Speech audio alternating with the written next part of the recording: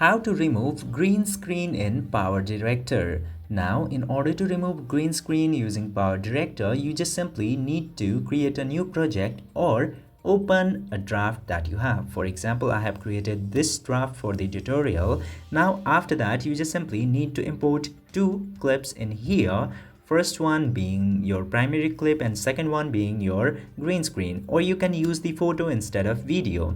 You can use both. Just simply import the clip with green screen, and after that you will get to see this option of background into this bottom part. Just simply scroll through it. If you don't see it, tap to background, and then you need to select chroma key. Now into the chroma key section, just simply select the green color from this color picker. Select the green and it will be gone. Just simply tap to check button after that, and as you can see here, the green screen is removed successfully. If this video helped you, don't forget to hit that subscribe button.